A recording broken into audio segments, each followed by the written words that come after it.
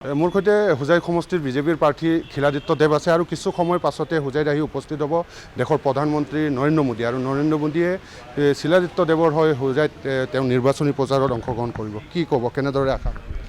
আমি সকলোৱে জানো যে মোদী ইজ এ ক্ৰাউড পুলাৰ।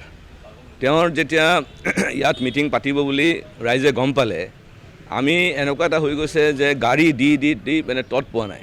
এতিয়া গাড়ীটো আমাৰ ইয়াত নাই, নিজেও কিছুমানে নাই ৰ'ব, গাড়ী আমাৰ তাত নাই।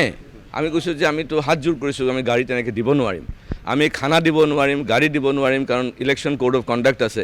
সেইকাৰণে তেওঁলোকে নিজে ব্যৱস্থা কৰিছে। আপুনি চাব, আমাৰ শ্ৰীমন্ত শংকৰদেৱ খেলপথাৰ যিটো আছে, তাৰ চাৰিওপিনে যিখিনি আপোনাৰ পঞ্চায়ত আছে, প্ৰায় আপোনাৰ হোজাইৰ ক্ষেত্ৰত চাব আপুনি 1, 2, 3, সেইপিনে আৰু 3, মানে 6টা পঞ্চায়তৰ পৰা মিনিমাম 30,000 মানুহটো ইয়াৰ পৰাই আহিব আৰু তেওঁলোকে চব খোজকাঢ়ি গৈ আছে।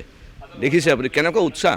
সেইকাৰণে এই উৎসাহটো নৰেন্দ্ৰ মোদীৰ কাৰণে খালি মানে হোজাই বুলি নহয়, গোটেই ভাৰতবৰ্ষত আমি দেখা পাইছোঁ, বিদেশতো আমি দেখা পাওঁ যে তেখেত যেতিয়া যায়, এটা ডাঙৰ এটা মানে ৰেলীবিলাক যে হয়, বহুত মানুহ আহে।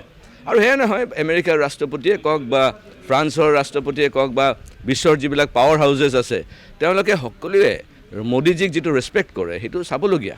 সেইকাৰণে আমাৰ কাৰণে গৌৰৱৰ কথা যে এই প্ৰথমবাৰ দেশৰ প্ৰধানমন্ত্ৰী আমাৰ হোজাইত আহি আছে।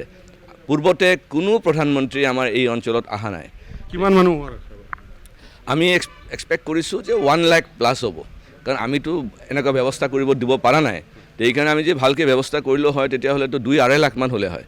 কিন্তু কথাটো হৈছে যে যিমানখিনি আমি দেখিছোঁ ব্যৱস্থা বা তেওঁলোকে নিজে কৰিছে, বা কিছু 5-6টা পঞ্চায়তৰ খোজকাঢ়ি গৈ আছে, ৰাফলি 1 লাখ মানুহ হ'ব।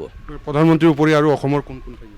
আমাৰ পীযুষ হাজৰিকা ডাঙৰীয়া আহিব, কামাখ্যা প্ৰসাদ তাছা ডাঙৰীয়া থাকিব, মইতো আছোঁ কেণ্ডিডেট হিচাপে, আমাৰ শিবু মিশ্ৰ লামডিং কেণ্ডিডেট থাকিব, আৰু আমাৰ ৰূপালী বাইদেউ থাকিব, আৰু তুলিৰাম ৰহাং ডাঙৰীয়াও থাকিব।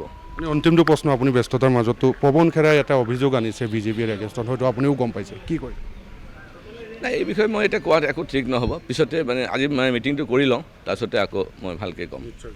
Thank you. এই আছিলে খিলাদিত্য দেৱ। ইতিমধ্যে তেওঁৰ যি বাসগৃহ আছে, সেই বাসগৃহৰ পৰা তেওঁ এনেদৰে ওলাই যোৱা আমি দেখুৱাই আছোঁ। তেওঁ যি আজি যিটো সভা হ'ব প্ৰধানমন্ত্ৰী মোদীৰ, সেই সভালৈ তেওঁ এনেদৰে আগবাঢ়ি গৈ আছে, তেওঁ সমৰ্থকক লগত লৈ এনেদৰে তেওঁ আগবাঢ়ি গৈ আছে। এয়া হৈছে খিলাদিত্য দেৱ। আৰু কিছু সময়ৰ পাছতে যি শংকৰদেৱ নগৰ যি ক্ৰীড়া খেলপথাৰ আছে, সেই ক্ৰীড়া খেলপথাৰত আহি উপস্থিত হ'ব দেশৰ প্ৰধানমন্ত্ৰী নৰেন্দ্ৰ মোদী।